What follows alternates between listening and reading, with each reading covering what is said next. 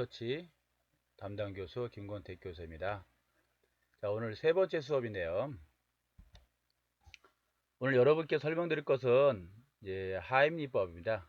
이 하임리법이 뭐냐 하면요. 이 목이 기도가 막혔을 때 대처하는 방법입니다. 근데 그 대상을 나누고 있습니다.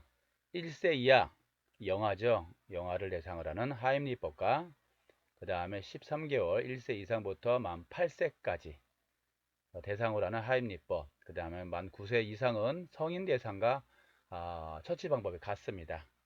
또 하나 추가로 혼자 있을 때 하임리법을 설명드리겠습니다. 이 하임리법은요, 일반적으로 이제 기도가 막혔을 때 많이 사용되고 있습니다. 아이들은 이제 성인보다 이 기도라든가 후도의 직경이 좁아서요, 작은 물질, 동전이나 장난감, 젤리, 이런 견과류 등에 의해서 순식간에 기도가 막히는 경우가 있습니다. 또한 구토를 심하게 할 경우에도 구토물에 의해 호흡곤란을 일으키기도 합니다. 이때 기도가 막혀서 숨쉬기 힘들어할 때 곧바로 이물질을 제거해 주어야 합니다. 기도가 막히게 되면 여러분께서 이렇게 살펴봐야 할 증상이 있어요. 그런 것들을 살펴보시고 막혔구나 라고 판단하십니다. 관찰할 때 먼저 이 아이들이 두 손으로 목 부분을 쥐면서 기침을 하려고 막 시도하는 동작이 보여진다. 또는 목 부분에서 숨 쉬려고 하는데 심하게 쌕쌕 이렇게 소리가 들린다. 또는 얼굴이 파랗게 변하는 청색 증상이 나타난다. 이러한 증상이 있을 때는요, 이 중에 한 개라도 있으면 기도가 막힌 현상입니다. 아래 그림과 같이 기도와 식도로 구분되어 있거든요. 요 기도 부분이 이런 물질에 의해서 이걸 먹을 거라든가 이런 이물질에 대해서 막히게 되면 이렇게 증상이 나타나게 있습니다. 이러한 부분을 이제 알아내고 이제 처치를 해 주셔야 됩니다. 물론 그 전에 예방하는 게 가장 좋습니다. 예방하는 방법은 어렵지 않습니다. 음식물을 적당한 크기로 잘라서 주거나 충분히 음식물을 씹어 먹도록, 그러니까 천천히 씹도록 교육을 해 주셔야 됩니다. 우리 옛말에도 이런 말 있죠. 음식을 천천히 먹어야 소화도 잘 된다는 말이요. 거기에 딱 맞는 말이라고 할 수 있습니다. 또한 작은 물체는요, 아이의 손이 닿지 않는 곳에 보관합니다. 될수록 높은 데라기보다는 잠금 장치가 있는 곳을 좀 사물함 같은 걸 만들어서 아니면 좀 그런 인테리어를 그렇게 해주시면 좋겠습니다. 특히 5세 미만의 유아에게는요, 목이 걸리기 쉽고 딱딱한 음식은 좀 삼가해 주셔야 됩니다. 예를 들어서 포도, 팝콘 이런 거 있죠. 사탕, 땅콩, 껌. 특히 껌 같은 경우나 사탕은요, 아이들이 집에서부터 들고 오는 경우가 있어요. 그래서 아이들이 어린이집에 등교하게 되면은 이런 소지품 같은 것도 한 번씩 확인하셔야 돼요. 부모님이 어린이집으로 보내는 수첩을 확인할 때 그 내용도 확인하셔가지고, 또는 아이들 호주머니 속에 있는 것들, 위험한 것들을 아이들한테 알려주셔야 돼요. 또한 껌 같은 걸 보내주시게 되면 부모님께도 전달해 주셔가지고 이런 것들은 위험하니까 될 수 있으면은 좀 삼가해 달라라고 해주시면 되고요. 또 음식을 입에 담은 채로 웃거나 울거나 장난치거나 뛰어놀지 못하게끔, 우리 신체라는 게요,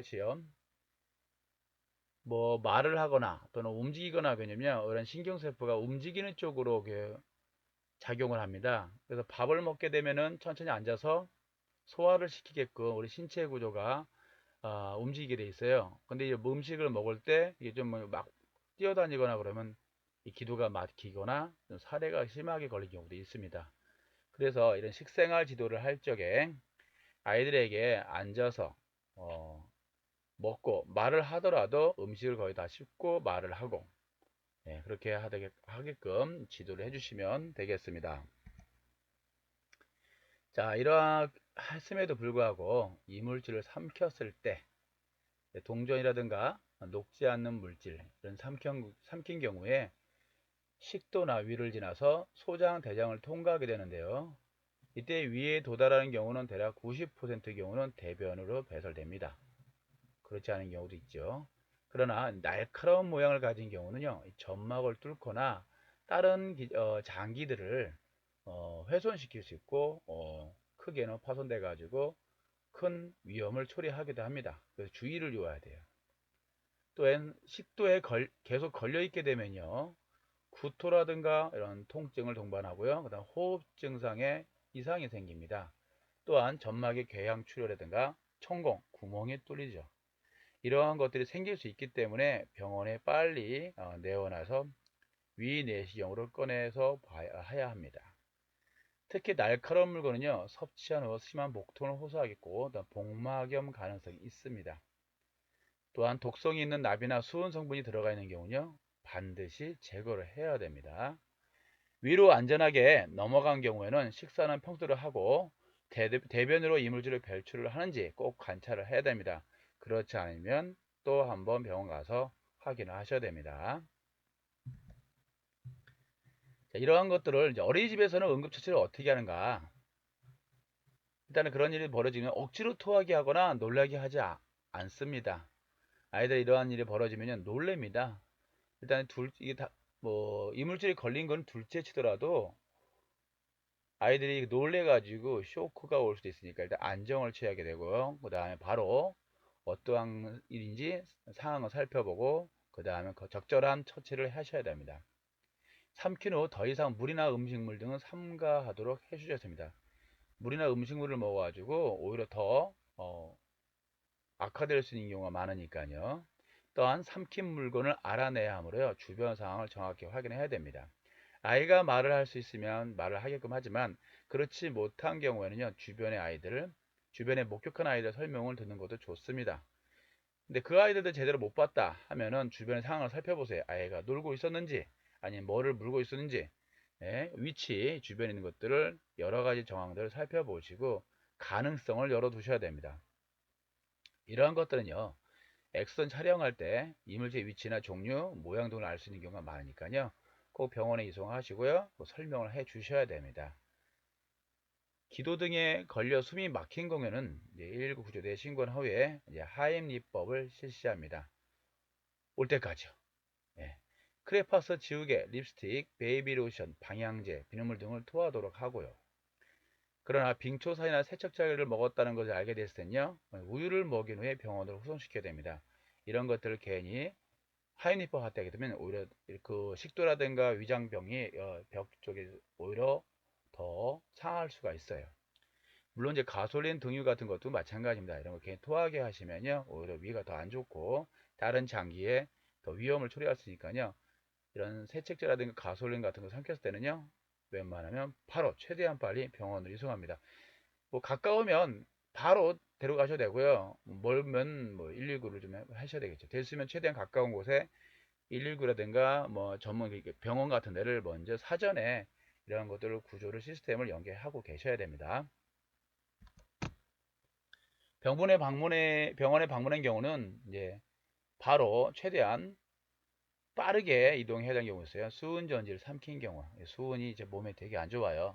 그 다음에 갑자기 심한 복통을 호소하거나 또는 기도나 식도의 폐쇄가 소견되는 경우, 즉 증상으로는 침을 너무 심하게 흘리거나 청색증, 말하기 힘들어서 아이가 도저히 움직일 수 없어 보이는 경우, 또 날카롭거나 기다란 물건을 삼켜서 아이들이 통증을 호소하게 되죠. 이런 것들도 마찬가지고요. 그다음 삼킨 물체가 뭔지 무엇인지 모를 경우, 이럴 때도 바로 방문해 주셔야 됩니다. 물론 하임리법을 해가지고 물건을 뱉었다 하더라도 그게 하나 이상일 수 있습니다. 또는 쪼개질 수도 있고 상황이 어떨지 모르니까요, 하임리법을 통해 처치를 해서도 물건이 이물질을 내뱉었을 때도 불구하고 그래도 병원에 방문하셔가지고 꼭 한 번 더 체크하셔야 됩니다. 또한 이러한 사실을요, 부모님에도 알려주시고요, 또 상황을 의사에게도 잘 전달해서 빠른 처치를 할 수 있게끔 해주셔야 됩니다. 특히 유독성을 삼켰을 때는요, 좀 심각할 수가 있는데요, 유독성 물질을 먹었을 경우 이제 병원에 신고하고 반드시 119에 상담을 요청하셔야 됩니다. 본인이 응급처치를 배웠다고 바로 하신 게 아니라 이겨도 되는지 안 되는지 그 전화로 먼저 요청을 하셔야 됩니다. 또한 아이가 정상적으로 숨을 쉬고 혈액순환이 이루어지는지를 꼭 확인하셔야 돼요. 필요하다면 심폐소생술도 실시하셔야 됩니다. 그리고 네 번째, 아이가 유독성 물질을 먹었는지 불분명할 때는 입에서 화학냄새 성분이 나는지, 또 입주에 화상이 입었는지, 또 아이가 숨쉬기 곤란하거나 그다음에 구토를 물을 자꾸 내뱉거나 또는 생소한 체질을 확인한 경우, 어떤 종류의 유독성 물질을 먹었는지 반드시 확인해야 되는데, 그렇지 못하더라도 바로 병원에 신고하시거나, 갈 수 있으면 직접 가시기 빠른 게 좋습니다. 그 다음, 의사와 상담 후에 지시가 있을 경우 토하게 합니다. 구토를 한 경우에는 입안이 깨끗이 씻어 주셔야 됩니다. 그 다음에 유독성 물질이 옷이나 피부에 묻을 경우도 옷은 벗기고요, 피부는 흐름물에 씻어 주셔야 돼요. 예, 아이들 피부는 이러한 것들로 인해서 또 2차 피해를 입을 수 있습니다. 그리고 이제 이러한 일을 겪게 되면요, 아이들은 이제 공황장애라든가 이런 당황스러움, 쇼크 이런 걸 연결할 수 있어요. 그래서 아이들을 달래서 또 입안에 있는 물질을 뱉어내도록 하셔야 됩니다. 제스처를 좀 해주셔야 돼요. 입안에 보이는 경우에는 손가락으로 조심스럽게 제거하고요, 단지 구토를 유발하거나 이물이 더 깊이 들어가지 않도록 주의하셔야 됩니다. 억지로 끓일 필요 없어요. 잘 안 될 때는 잡힐 거리가 안 된다 그러면 그냥 바로 병원을 가셔야 됩니다. 뭔가를 하려고 하지 마시고요. 네. 아까 말씀드렸듯이 이제 예방이 가장 중요한데요. 보통 이런 것들, 이러한 유독한 물질이라든가 그 다음에 이런, 물론 구급함에도 치료를 목적으로 하지만 이 안에도 가위라든가 안 좋은 물건들이 있어요, 아이들한테. 그러니까 손이 닿지 않도록 하셔야 되고요. 특히 이런 거 모기를 퇴치한다든가 파리 이런 것들도 있지 항상. 이런 것들 평상시에도 쓰긴 하지만 안 쓸 때는 웬만하면은 이거 잠금 장치에 있는 것을 다 놓으셔야 돼요. 또 이 선생님들, 여자 선생님들 화장품 이것도 아이들한테 안 좋습니다. 그다음 비누 거품 같은 경우도요. 지금 노르는 간단하지만 이거 입에 안 들어가도록 꼭 해주셔야 됩니다.